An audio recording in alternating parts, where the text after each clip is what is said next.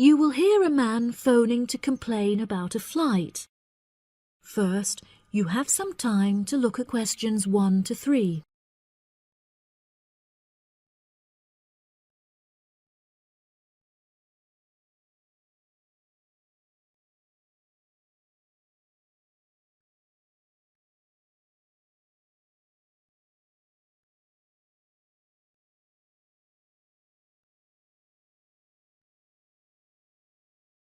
Now we shall begin.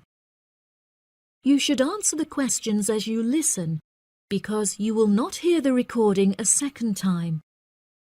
Listen carefully and answer questions 1 to 3. Hello, you have reached the complaints department. How can I help you? Yes, hello there. I am phoning to make a complaint regarding a flight that I took with you recently. Okay. There are some details I will need to take from you first. May I have your name, please? Jack Dawson. That's D-A-W-S-O-N. And your address? It's 33 Hillcrest Road.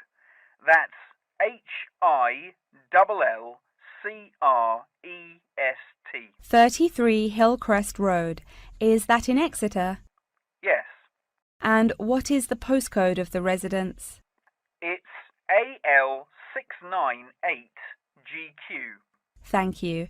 Do you have a telephone number? Yes, the number at my office is 754688. That's good. And may I just take a home phone number for you in case of emergencies? No problem. It's 798662. Are they both local numbers? Yes. Before you hear the rest of the conversation, you have some time to look at questions 4 to 10.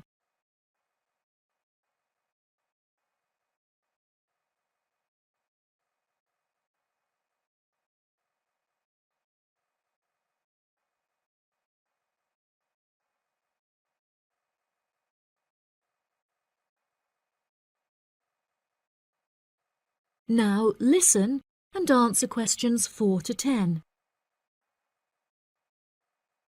Okay, great. Thank you for your patience. Now, what is the nature of your complaint? I'm phoning to complain about a flight I took recently. I always take certain measures to ensure that I will be comfortable.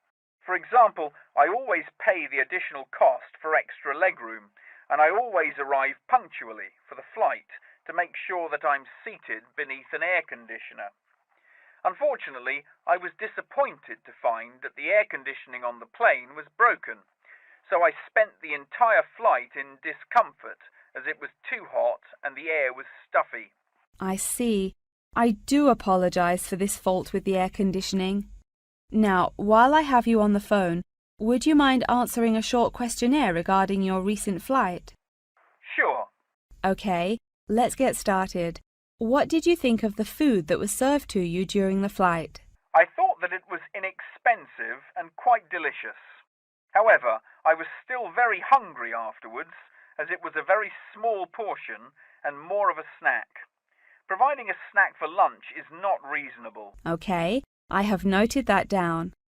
What was your opinion of the quality of service that you received from our staff on board?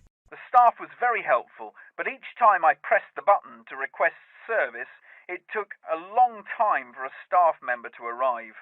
I found this frustrating, as there just weren't enough staff on board the flight to be able to serve all the customers. Okay, that's great. Thank you very much for answering those questions. Are there any other parts of your travel experience that you would like to comment on? Yep. The process of moving through security was very quick and helped to make my travel experience stress-free. Okay. Do you have any extra comments on the services you received during the flight? Yes, I thought that the seats were very uncomfortable and looked very old. They were also in need of repair, as the reclined feature on my chair was broken, so I could not go to sleep for the whole flight. Luckily, the entertainment facilities were very good, so I was able to distract myself by watching movies. Thank you so much for taking the time to answer all of my questions. We would like to offer you some gifts as a goodwill gesture, with a 20% discount on the cost of your hotel stay.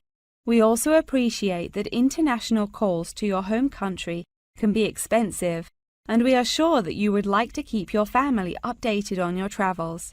So please accept a phone card which has a credit of £20.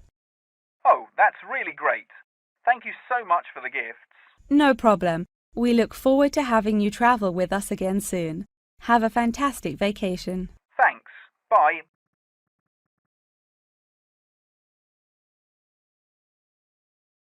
You now have half a minute to check your answers.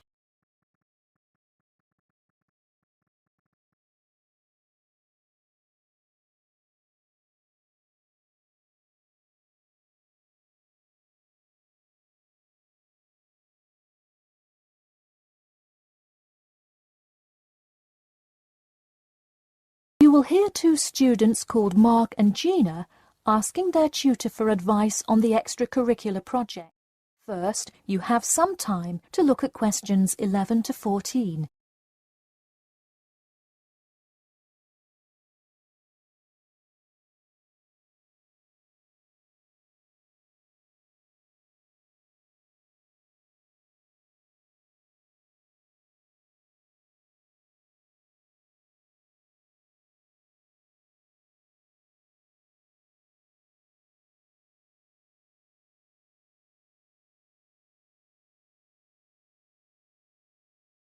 Now listen carefully and answer questions 11 to 14. Hi Mark. Hi Gina. What can I help you with? So we were hoping you could help us with this extracurricular project. Sure. What is the topic? Attending business school. This sounds like a great idea. So you're going to explain the requirements for getting into business school? Not exactly. It will be more broadly about the experience, the academics, accommodation, and social experience that comes with being part of the business school. I see. So would your audience be the general public? Well, we would probably want more to focus on members of the institution. We would especially like to reach individual applicants to the business school. I see. Now, what form will this information be? You could give a talk to all the summer courses. All you'd need is permission from the course director. Or you could pass out information outside the student union. Those are both good ideas. What about sending out pamphlets in the mail? Most college students never check their mail. Maybe you could make a video and show it on campus. That's a great idea. We'll do the video. Great. And as members of the business school, do you have an incentive to attract new students? If so, this idea is a great way to do that. No, the idea actually came about because of how much students like us worry about their studies. Yeah, when I got into business school, there were a lot of things I had not prepared for, so the video would cover a lot of things Mark and I wish we had known upon entering business school. Right. Before you hear the rest of the talk, you have some time to look at questions 15 to 20.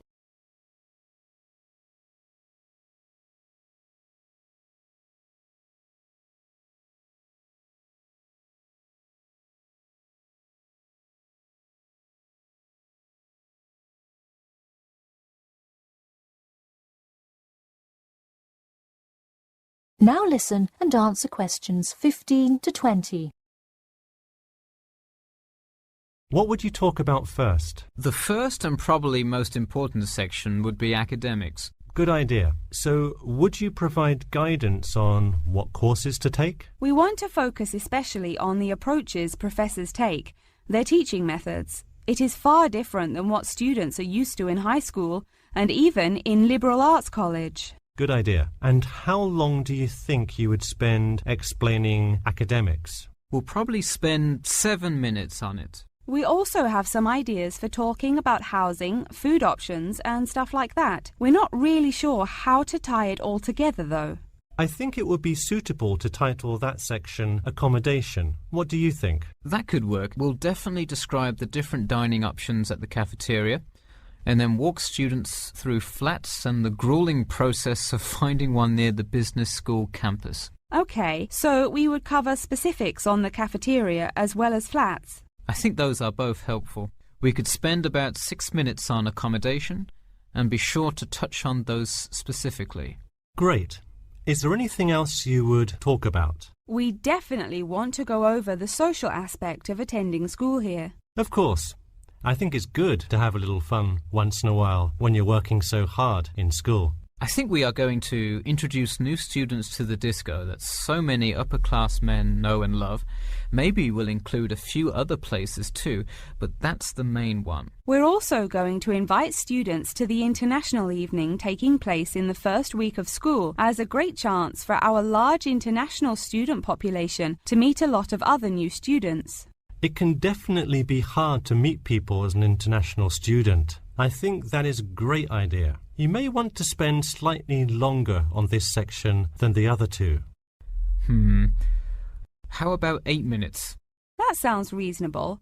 So overall, the introduction should take 3 minutes and then the conclusion should take 4, giving us a total of 28 minutes. I wouldn't rush your introduction. Maybe give it between 4 and 6 minutes. The conclusion, though, can be shorter since it's just a quick refresher of each of the topics.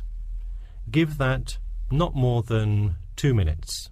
Okay, so in total, the video should take about the same time, just more intro and less conclusion? Precisely. All right, we're going to get to work on our video. Thanks for your help.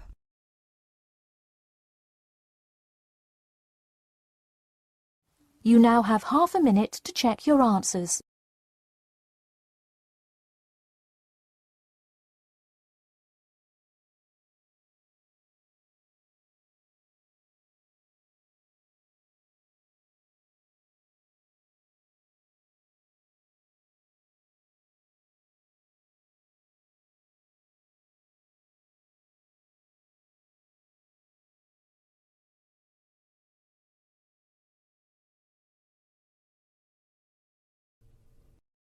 You will hear a man called Frank talking to Dr. Lindsay about what he should study if and when he returns for further classes. First, you have some time to look at questions 21 to 25.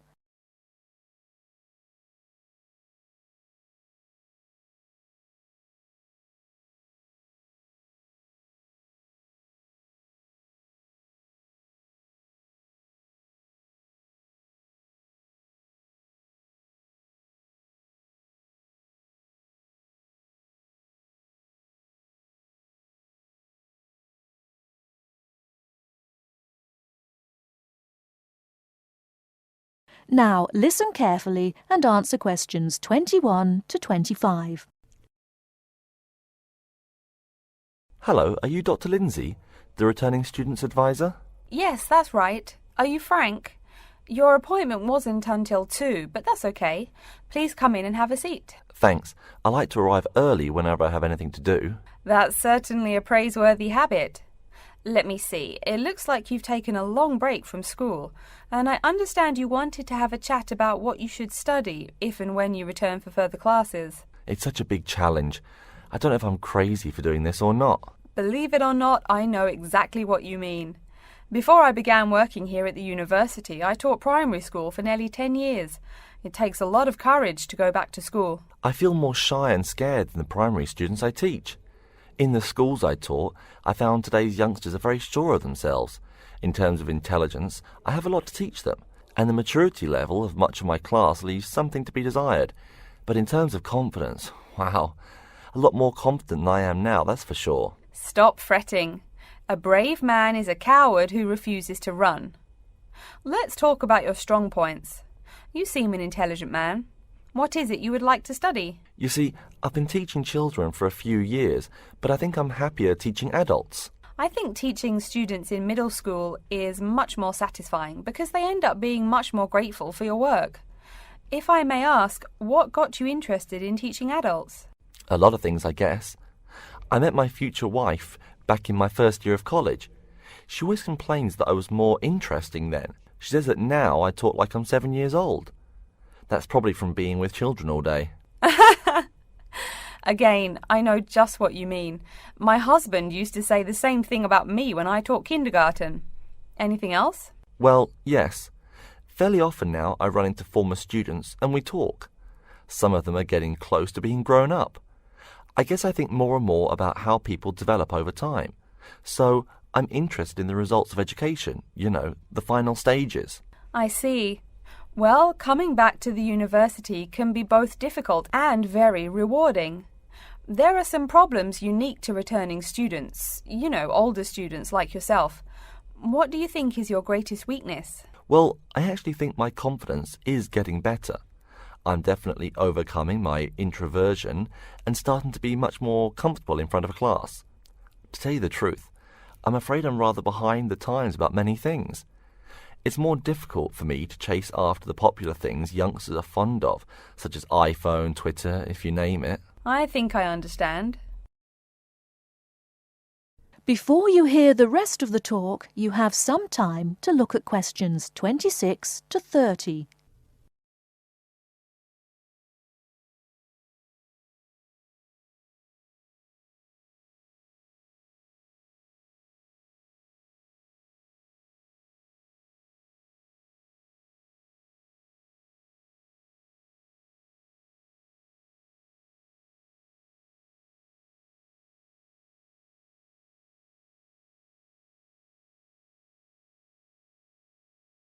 Now listen and answer questions 26 to 30. How old are you, 35? People at your age still go back to school for further education.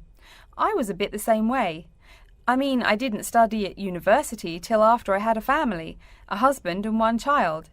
My point of view was a lot different from your average 18-year-old girls, I can tell you. Gee, that sounds pretty rough. A family and college? Clearly you weren't unsuccessful, though. It was, Frank, it truly was. My first term at school was extremely stressful. But, excuse me, you're not here to listen to my life story. We're talking about your plans. Is there anything unique I should know about you or your past experience or plans? I'm afraid not. There is nothing interesting about my career or plans. It's really not too impressive.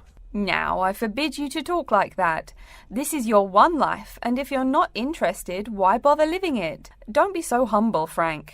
Okay. My wife says I'm a wimp. Let's talk about your dreams a bit. You want to teach adults, you said. What would you like to teach them? Well, when I first came to college, I really liked languages and literature. A lot of people have told me that for practical reasons, it would be more rewarding to choose business management as my major. But I made up my mind to study liberal arts once I got the idea of going back to school. I must say it's refreshing to meet someone who knows there's more to an education than computers and finance.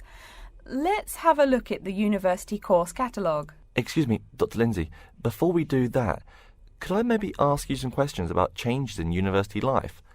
I think I need to discuss that so I know what to expect. Of course, I'm here to help you. The biggest thing to get used to is the change in technology. Professors present things on huge screens, many of which are interactive computerized whiteboards. You can write on them still and use them like a touchscreen. They're really handy.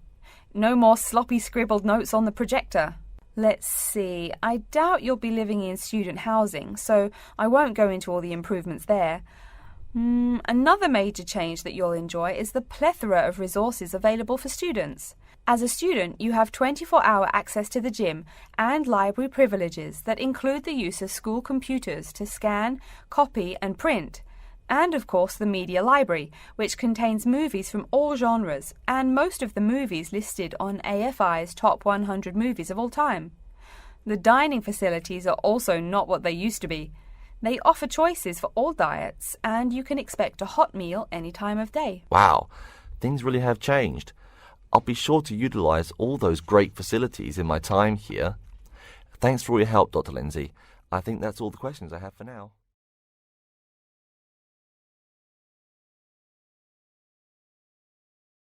You now have half a minute to check your answers.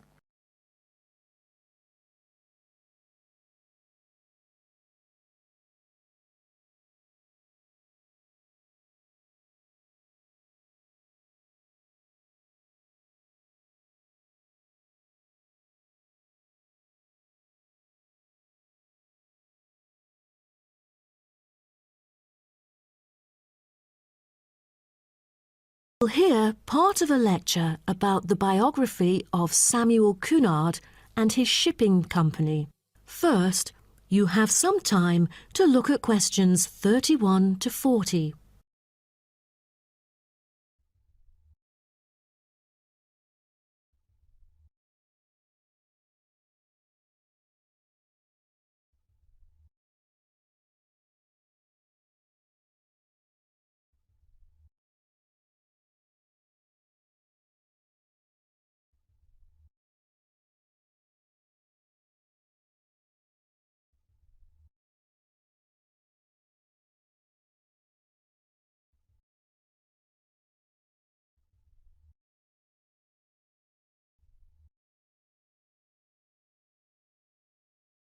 Now, listen carefully and answer questions 31 to 40. Good morning, class. In the last few lectures, I've talked about the history of technology in the business area. But today, I want to use Samuel Cunard as our case study, who was a shipping magnate that founded the Cunard Line. Now, Cunard was born in Canada. When he first left home, he was still a teenager. Then he came into a US company as a worker and learned how to sail there. During the War of 1812, Cunard volunteered for service in the 2nd Battalion of the Halifax Regiment Militia and rose to the rank of captain. He held many public offices, such as volunteer fireman and lighthouse commissioner, and maintained a reputation as not only a shrewd businessman, but also an honest and generous citizen. When he went to England, his friends cooperated with him, and together they coined a shipping company. The company had instant wealth and could deal with more than one cargo, for its major business was in North America and the Atlantic. From then onwards, Cunard became a highly successful entrepreneur in British shipping, and one of a group of 12 individuals who dominated the affairs of England. In 1838, the British government, impressed by the advantages of steam sailing for making regular passages, invited tenders to carry the transatlantic mails by steamer. Back then, mail contact through steamships brought more punctuality, while other types of ships were always delayed. The journey times were flexible, with a transatlantic crossing lasting for 6 weeks and with no fixed times of departure or arrival. So it was never known when the mail would arrive, or, since so many sailing ships foundered, whether it would arrive at all. What Cunard wanted, in line with the thrusting new technology of the Victorian age, was a maritime extension of the brand, new timetabled railways on land. Cunard's experience in steamship operation, with observations of the growing railway network in England, encouraged him to explore the creation of a transatlantic fleet of steamships, which would cross the ocean as regularly as trains crossed land. And that's why he went to the United Kingdom seeking investors in 1837. He set up a company with several other businessmen to bid for the rights to run a transatlantic mail service between the UK and North America for £55,000 annually for 10 years. The bid was successful. Almost at the same time, Cunard cooperated with an English businessman and established the British and North American Royal Mail Steam Packet Company, the ancestor of the Cunard Line. In 1840, the company's first steamship sailed from Liverpool to Boston, Massachusetts, with Cunard and 63 other passengers on board, marking the beginning of regular passenger and cargo service. Establishing a long, unblemished reputation for speed and safety, Cunard's company made ocean liners a success in the face of many potential rivals who lost ships and fortunes. Cunard's ships proved successful, and he then opened many branches. But the high costs saddled Cunard with heavy debts by 1842, so some of them went bankrupt. But what Cunard needed then was a port. After a lot of consideration, he finally opted for Boston because he was very familiar with this city where he had once worked it. Fortunately, by 1843, Cunard's ships were earning enough to pay off his debts and begin issuing modest but growing dividends. But the city did more than give Cunard silverware. Winters can be tough here in Boston. For example, in the year of 1844, one ship sank because of the winter freeze. The ship hit icebergs and caused a heavy loss to the company.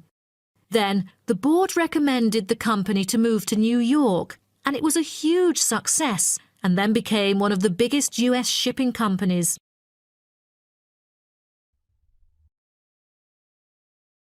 Cunard himself made safety his priority, and to this day, Cunard has never been responsible for the loss of a single passenger or a single mail bag on the Atlantic run. Cunard's conservative nature enabled his company to see off rivals and to take a measured and steady approach when it came to the introduction of new technology like radio communication. In the early years of his career, Cunard took a prominent part in community activities and various charitable organisations, as well as mercantile affairs which extended throughout the Atlantic provinces. Back then, there were hardly any entertainment facilities on board. In order to make sure that the passengers could have a comfortable journey, newspapers were printed on board. Cunard was gratefully remembered for employing his capital in shipbuilding activities in the hard times of the 1830s because this enterprise had circulated money where there would otherwise be poverty and stagnation. His competitiveness and his obsession not to waste time were important characteristics of his personality. Prior to 1912, the shipping line had focused on speed and soon was renowned for its velocity and safety. Although early in life Cunard was imperious, he learned diplomacy and became a skillful and persuasive negotiator. His contemporaries admired him for the contribution to transatlantic communication by the line popularly called by his name. After that, for affluent transatlantic passengers, Cunard brought new levels of luxury to ocean travel: lavish suites, a swimming pool, gymnasium, ballroom, electricity, and more, just like that of luxurious hotels. Okay, so does anyone have any...